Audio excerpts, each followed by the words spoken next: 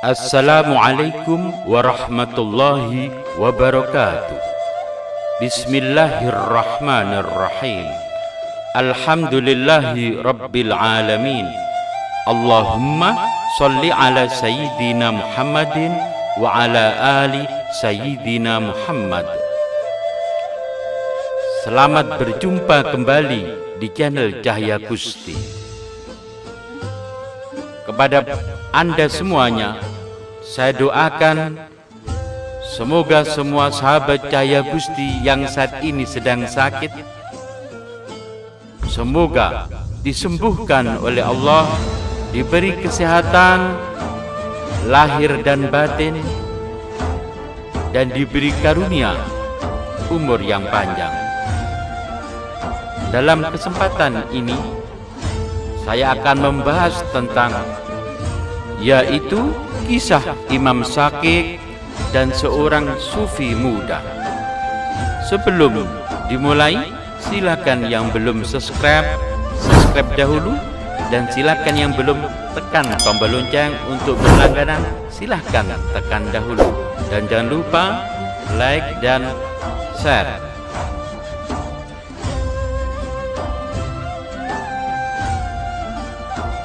Dalam kitab Sifatus Sofwah karya Jamaluddin Abil Faraj Ibnu Al-Jauzi, atau yang terkenal dengan sebutan Ibnu Jauzi, jilid 1, penerbit Darul Kitab Al-Arabi, Beirut, Libanon, tahun 2012, halaman 363. Dikisahkan Imam Syakik bin Ibrahim Al-Balkhi yang bernama lengkap Abu Ali Syakik bin Ibrahim Al-Balkhi wafat tahun 149 Hijriah atau 810 Masehi. Beliau adalah seorang ulama besar sufi dari Khurasan yang juga guru Imam Hatim Al-Asam. Beliau menceritakan satu kisah penuh hikmah saat menjalankan ibadah haji ke Makkah. Beliau menuturkan, saya pergi melaksanakan haji. Dalam perjalanan saya singgah di kota Qadisiyah bersama rombongan lain. Saya melihat orang-orang ramai dengan perhiasan mereka. Seketika pandanganku tertuju kepada seorang pemuda yang berwajah tampan.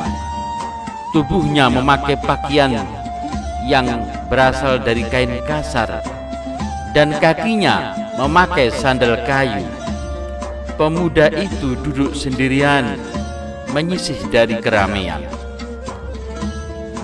Saya pun berkata dalam hati bahwa si pemuda itu berpura-pura hendak menjadi seorang sufi.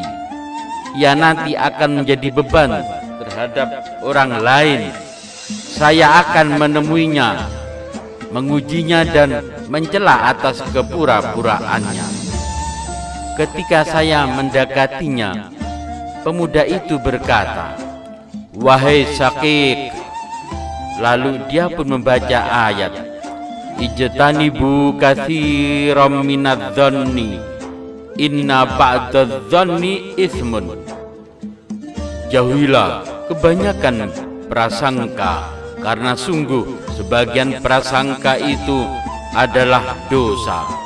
Al-Quran surat Al-Hujurat ayat 12.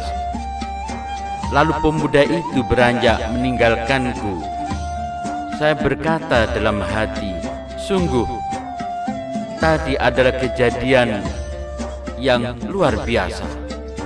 Bagaimana mungkin ia berbicara atas apa yang terbetik di dalam hatiku?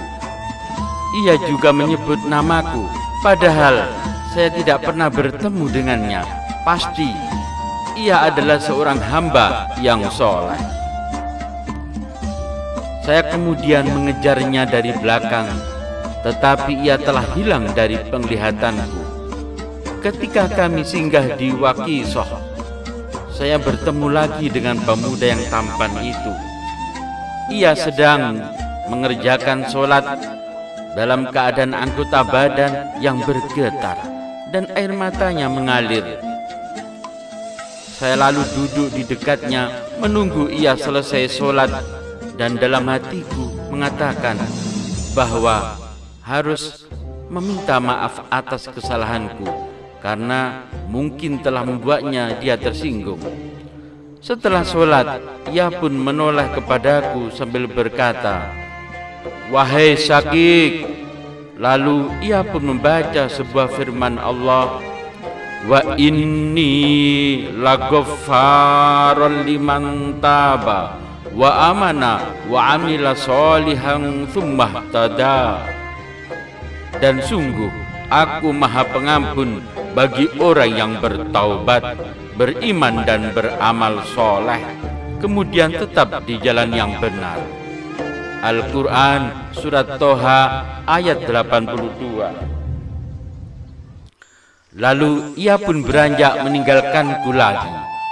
Saya merenung bahwa pemuda itu termasuk dari wali abdal, karena ia telah berbicara atas apa yang kusembunyikan dalam hatiku sebanyak 2 kali.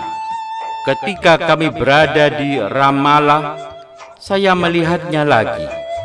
Kali ini ia menuju ke buah sumur. Di tangannya ada sebuah teko atau tempat air untuk mengambil air.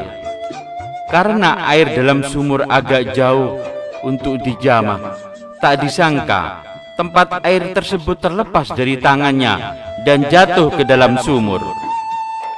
Lalu saya melihatnya, dia menengadah ke arah langit seraya berkata, "Engkau Tuhanku yang berharap bila kehausan, Engkau kekuatanku berharap bila kelaparan." Setelah ia berdoa, demi Allah, saya melihat air sumur itu berangsur naik. Pemuda itu lalu mengambil teko atau tempat air yang tadi terlepas dari tangannya. Lalu ia berwudu dan melaksanakan sholat 4 rakaat. Setelah sholat, ia mengambil segenggam pasir dan dibubuhkannya ke dalam teko tersebut, lalu diaduk dengan air, kemudian ia meminumnya. Saya pun menghampirinya dan mengucapkan salam. Ia pun menjawab salamku. Lalu aku bertanya kepadanya, "Berikanlah kepadaku sebagian dari nikmat Allah yang diberikan kepadamu." Pemuda itu lalu menjawab, "Wahai Syakik, tidak terhitung nikmat Allah yang diberikannya kepada kita. Ada nikmat dohir dan ada pula nikmat batin. Oleh karenanya, berprasangka baiklah kepada Tuhanmu." Pemuda itu memberikan tekonya dan saya pun meminumnya.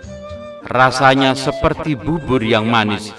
Demi Allah, belum pernah aku merasakan yang lebih lezat dan lebih harum daripada itu. Saya pun mencicipinya hingga kenyang. Bahkan setelah mencicipi itu, saya merasa tidak ingin makan dan minum hingga beberapa hari. Kemudian saya tidak melihat lagi pemuda itu hingga kami berada di Makkah. Pada suatu malam di Makkah, saya melihatnya. Pemuda itu berada di dekat kubah air. Ia sedang melaksanakan sholat.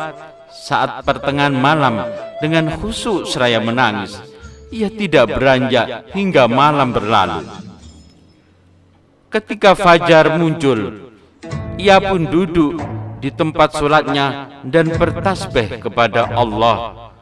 Kemudian setelah melaksanakan sholat subuh, ia bertawaf mengelilingi Ka'bah 7 kali. Setelah itu ia pun pergi. Lalu saya mengikutinya. Di tengah jalan saya melihat orang-orang mengelilingi pemuda itu dan mengerubunginya. dan menyampaikan salam kepadanya. Saya pun bertanya kepada sebagian orang yang kulihat di dekatnya, siapakah pemuda itu? Mereka menjawab, ia adalah Musa bin Ja'far bin Muhammad bin Ali Al-Husain bin Ali bin Abi Thalib, atau cucu Rasulullah Shallallahu Alaihi Wasallam yang dikenal dengan nama Imam Musa Al-Kadzim. Saya berkata, saya dibuat terheran. Keajaiban itu hanya untuk seorang pemuda Said ini. Demikianlah kisah pertemuan Imam Syakik dan dengan Imam Musa Al-Kadzim. Allah mengajarkan ilmu hikmah kepada Imam Syakik lewat wasilah para walinya.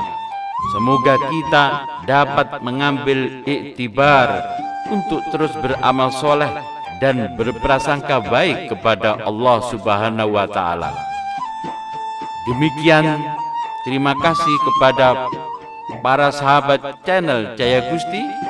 Semoga jiwa kita semakin bercahaya dan tercerahkan. Sampai jumpa kembali dalam kesempatan berikutnya. Wassalamualaikum warahmatullahi wabarakatuh.